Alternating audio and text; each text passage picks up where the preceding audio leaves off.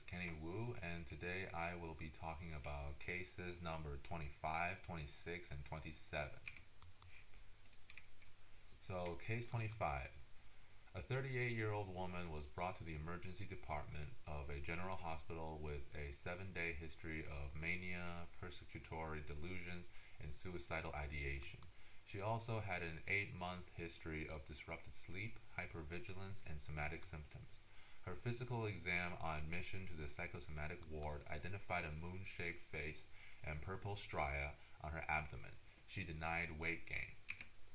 So my initial diagnosis was Cushing syndrome, and that is hypercortisolism, which is primary from the adrenal glands, or it could be secondary from the pituitary, which will be considered Cushing's disease. So the signs and symptoms of Cushing syndrome is that the skin will have ecchymoses, stretch marks, purple abdominal stria, which this patient has, hirsutism, acne, and hyperpigmentation. In terms of neuropsychological the portions of the disease, you can see lethargy, depression, sleep disturbances, and psychosis, which this patient also exhibits symptoms of. In terms of musculoskeletal, you can have osteopenia, osteoporosis, muscle atrophy, and weakness. And for the other symptoms, you can have hypertension, hyperglycemia, moon phases, which this patient has, and a buffalo hump as well. In terms of differential diagnoses, it could be Cushing's disease, as I mentioned earlier. Even though we think this is Cushing's syndrome, Cushing's disease is of a similar presentation, but the lesion is elsewhere. It could be ectopic paraneoplastic syndrome, so this patient could have a cancer or a tumor.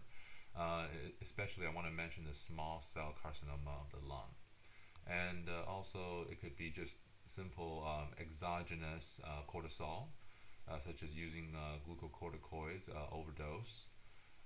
Or this patient has an additional psychological etiology of her disease, which can also be bipolar disorder. In terms of lab tests, I have put this in every single lab test section of this presentation, and that is a detailed patient history. We want to know the information of this patient even before we do anything, any lab test. We want to know what this patient has done, what happened to this patient, how did these things come on, how did they present. But in terms of lab tests, I want to do a 24-hour urine cortisol levels. I want to see the serum ACTH levels. We can use a high-dose dexamethasone test, and we'll talk about that in a couple minutes, really soon. We can check the CRH, which is the corticotropin-releasing hormone. We can see if that is that stimulation test, the results of that test. We can use imaging, CT, and MRI to look for tumors, whether they are in the adrenal glands or they are in the brain, the pituitary. And also a psychiatric evaluation just to see if this patient has bipolar disorder. And here we have a very nice schematic, a little flow chart from AMBOSS. It will allow us to go step by step and see what kind of a problem the patient has. So if we suspect Cushing's syndrome, and then we first have to ask, and this is where the patient history comes from, does this patient use glucocorticoid therapy? And if the answer is yes, then we have to suspect it is an exogenous Cushing syndrome. But if they don't use it, then the cortisol could be just coming from their own bodies, and so we have to do screening tests.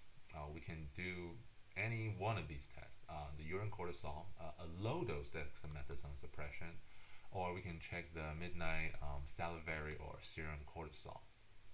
And if it's low, then the Cushing syndrome is not so likely. But if it is, which I suspect in our patient it is, even though we don't know the lab results, the serum ACTH will be high. Oh, sorry, the urine cortisol will be high, and that's positive. So if we move on to check the ACTH, which is the hormone that stimulates cortisol production, then we can further separate the disease.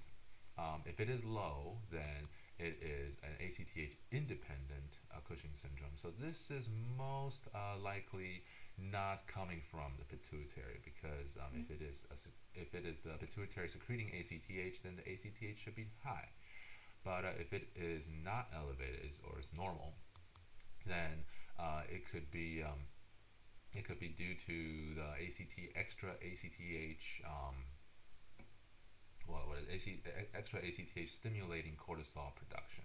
Then we can move on to confirming that with a high dose dexamethasone suppression or a CRH stimulation.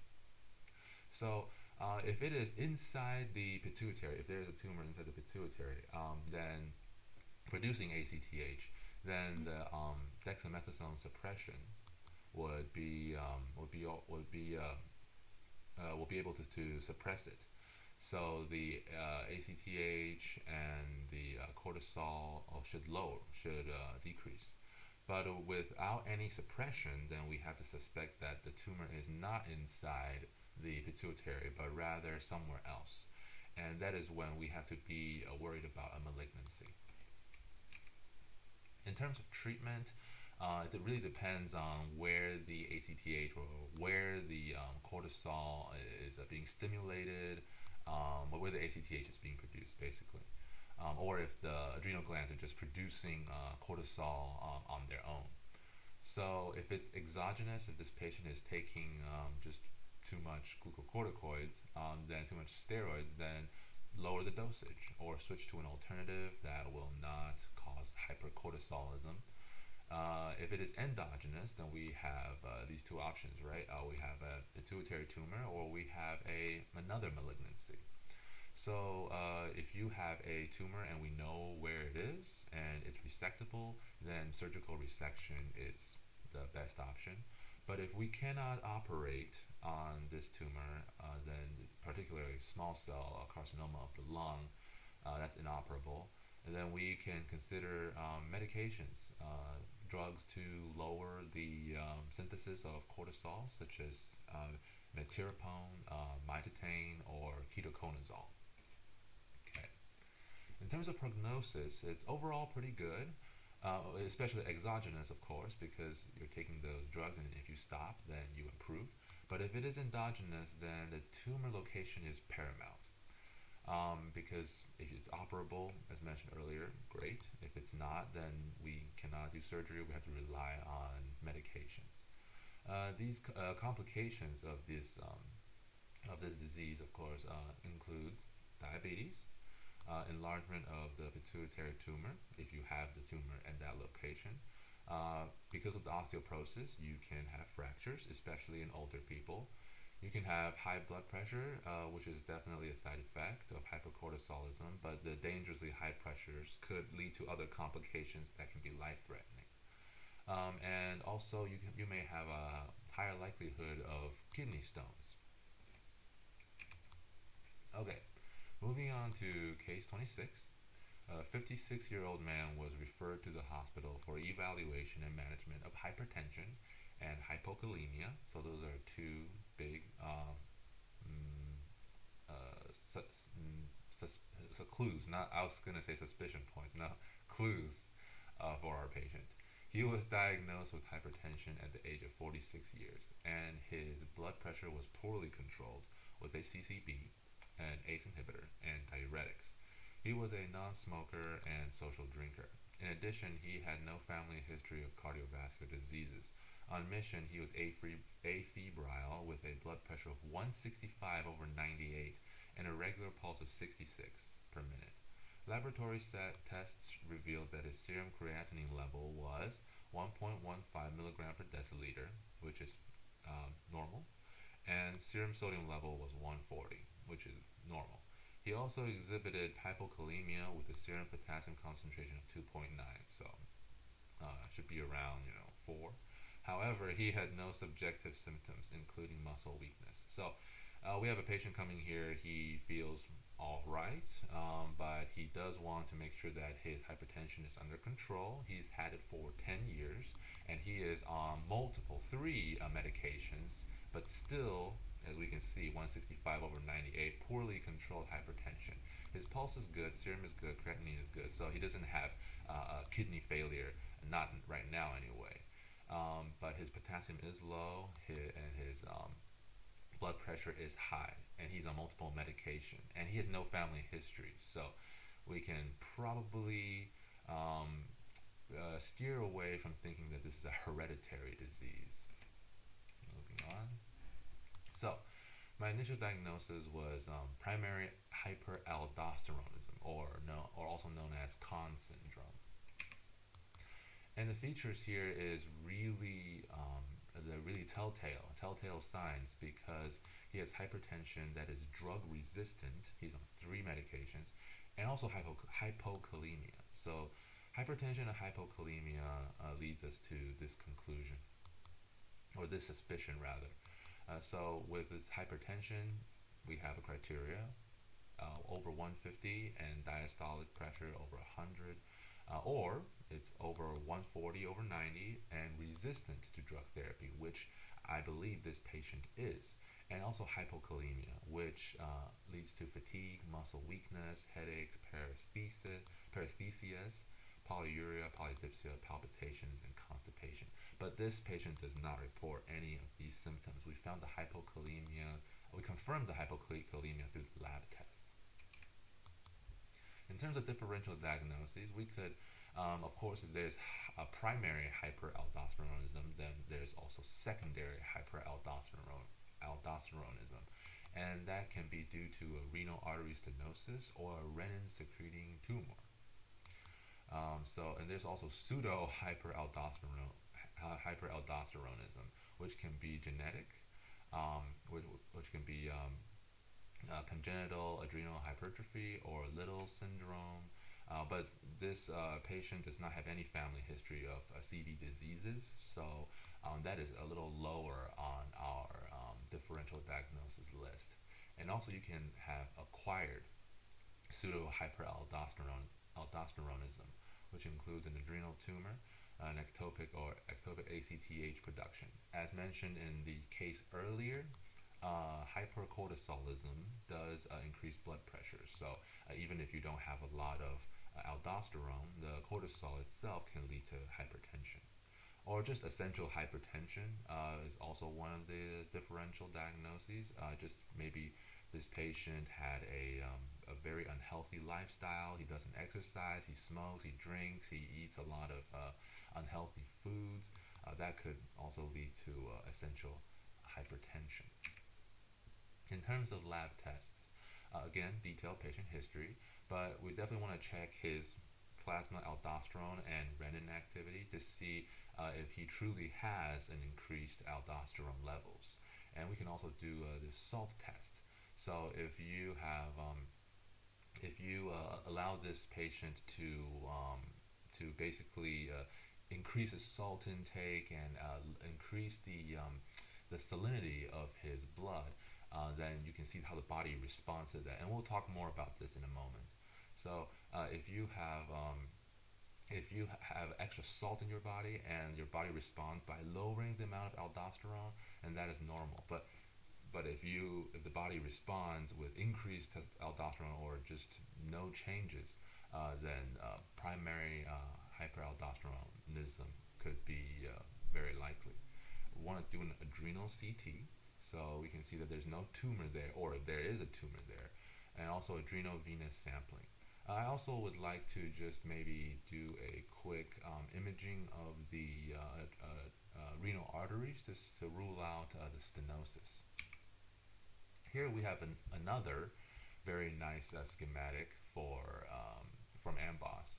So if we suspect hyperaldosteronism, which presents with hypertension and hypokalemia, then we want to measure first the plasma aldosterone and renin activity. If it is, let's see here, if the aldosterone levels are increased but the renin activity is decreased, we can think about primary hyperaldosteronism, because the adrenal glands are producing aldosterone, but they're not stimulated by renin. But what if the aldosterone is increased as well as renin? So that probably means it's secondary because the renin is stimulating the adrenal glands to produce more aldosterone. So the adrenal glands may be fine, but there's something else wrong that is making renin, that is stimulating our bodies to produce more aldosteronism. But what if they are both decreased? There's low aldosterone, there's low renin, but this patient still has hypertension and hypokalemia. Then we suspect pseudo hyperaldosteronism.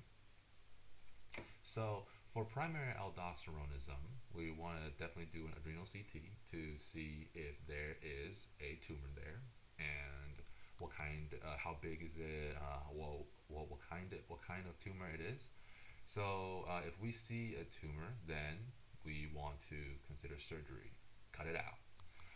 But if there's really no tumor or we can't really see it, then we want to do an adrenal venous sampling to see if there is aldosterone being secreted from the adrenal glands. From which side, perhaps? Because if we check the serum, it's all over our bodies, but maybe it is coming from a one-sided or two or both sides, so unilateral or bilateral hypersecretion. So if it is unilateral, so it is just one area where it is or one adrenal gland that is producing excess aldosterone, then we can just cut that adrenal gland out. We still have another one that is healthy, I hope, that is healthy. So that will be all right for the patient. But if both adrenal glands are producing excess aldosterone, then we can consider medication because it's not a very good idea to cut out both adrenal glands because then the patient can easily go into adrenal crises if they don't take medication. So we must first consider a medical therapy using aldosterone antagonists, receptor antagonists, such as eplerenone or spironolactone. For treatment, we can use, as mentioned just now, we can use aldosterone receptor antagonists, or we can use surgery to remove the tumor or the malfunctioning adrenal gland entirely. For the prognosis, it's good as long as you treat it. Of course, before the advent of advanced and modern medical procedures, this would be very problematic. But in terms of today's world, after treating the patients with these kind of problems, they should be fairly all right. If they may continue to still be hypertensive, and they will require lifelong antihypertensive therapies, but they most likely will not be drug resistant because there is no excess aldosterone being secreted anymore. So the drug should be much more effective. And also, I found that spironolactone particularly has markedly reduced patient mortality. So, it does that by reducing the hypertension, but also prevents myocardial fibroses. Okay, for case 27, we have a 30-year-old man who went to the endocrinologist due to the feeling of compression of his neck. So he feels some pressure in his neck. Thyroid ultrasonography revealed hypoechoic lesions in left thyroid lobe. Okay, the size of the nodule was 20 by 15 millimeters, so 2 by 1.5 centimeters. It has contained small calcifications. Okay, so this is worrying. When we see a nodule in the thyroid, we always want to suspect the worst. And using the ultrasound, it was hypoechoic and also contained calcifications. Calcifications and hypoechoic are just really bad words in terms of thyroid nodules, as we will see. So I just wanted to assume the worst. The initial diagnosis for me would be thyroid carcinoma. We don't know what kind. It really depends on what type it is, but it's cancer, so it can't be good. But that's my initial diagnosis. In terms of signs and symptoms, as we saw or as we read in this patient vignette, this patient doesn't really have any other symptoms besides just having a pressure in his neck, having a mass effect, if you will. So it really doesn't bother this patient, and that's actually a worrying thing because thyroid carcinomas are usually asymptomatic, and it's fixed, so it's not like you can just grab it and move it around, and it's painless, which is very worrying because patients don't feel pain, they don't have symptoms, they feel like everything is all right until they have a mass effect, until it's grown quite large, and that's not good. This patient may feel that everything's okay when it is not. Of course, with the mass being in the neck, you can have voice hoarseness, dyspnea, and dysphagia, but our patient doesn't have any of those things. In terms of the differential diagnoses, it could just be benign. It could be a benign thyroid nodule. Hopefully it is, although we don't want to automatically assume that everything's okay. It could just be an adenoma, a follicular adenoma, not an adenocarcinoma or anything else malignant. It could be a thyroid cyst. In terms of lab tests, I want to measure TSH levels. So, is this a hot nodule or is it a cold nodule? And by what I mean by that is that does it produce thyroid hormones? Is it causing hyperthyroidism? Is it causing hypothyroidism? Is it affecting the thyroid hormones in any way? And a cold nodule, ironically, is much more worrying than a hot nodule because malignancies usually are cold, and that again adds on to the asymptomatic and painless aspect of this, making thyroid carcinomas a very dangerous disease. Ultrasound in the neck, we already did that. Hypoechoic, small calcifications. Thyroid scintigraphy and the fine needle aspiration. This is particularly important because we want to know what kind of cells do they have and what kind of a thyroid carcinoma it can be, and also using serum tumor markers just to this is not really for confirmation, but rather to add on to supplement our suspicion, because I don't think tumor markers can be used to confirm a disease like a definitive diagnosis, but this can add into our list of supporting evidence, if you will. So, in terms of follicular and papillary thyroid cancers, we can the patient can exhibit increased levels of thyroglobulin. And in terms of medullary carcinoma, we can see calcitonin and CEA. So here we have another great flowchart from AMBOSS. If we have a thyroid nodule, which in this case we do, we want to do a thorough history and physical exam. We want to check the TSH and the ultrasound in the neck. So ultrasound we have done. TSH, it can be normal or elevated, or it can be below normal. So if it's below normal, we want to just do a thyroid scintigraphy to see if the thyroid soaks up that iodine, and evaluate for hyperthyroidism if it is a hot nodule. But if it is a cold nodule, the TSH is elevated, then we want to see what size is this tumor. And we know the size is 2 by 1.5 centimeters. And we can see that this is a large nodule. It's 1.5 to 2 centimeters. So it is a candidate for fine needle aspirations. So we do the fine needle aspiration and we check for cytology to see what kind of cells are in there.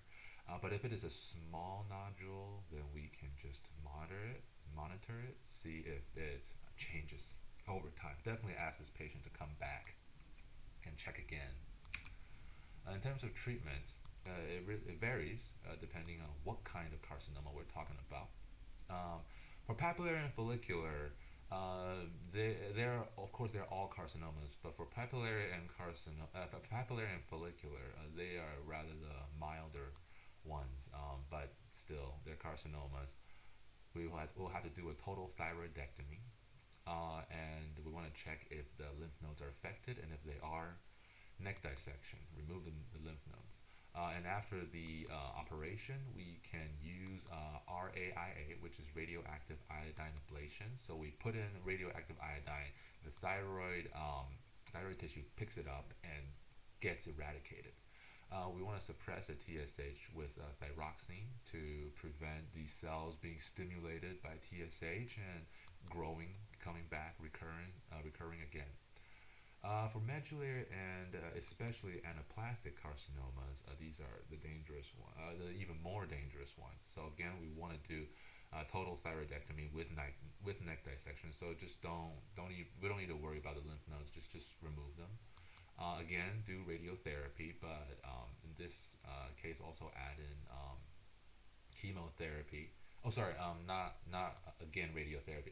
We do radiotherapy and chemotherapy this time combined after the surgery, and there's really no cure.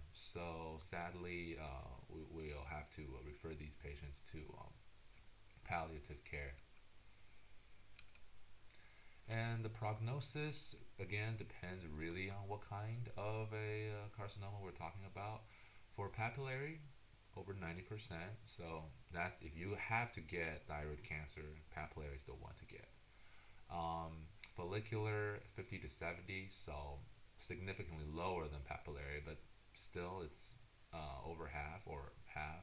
So better than the next one, especially the last one we're going to talk about just now. Medullary, it's about half, so 50-50. This is really not a good number if you are a patient with any kind of disease or who has to undergo any kind of treatment. So, but the worst is anaplastic. So it has about 5 to 14% survival rate in 5 years, which means 9 out of 10 people. Yeah, 9 out of 10 people are gonna die in 5 years. So if you have anaplastic, well, that's the one you really don't want to get, and that is the one that most doctors will refer to palliative care, even after treatment. And these are my references. Thank you for your time.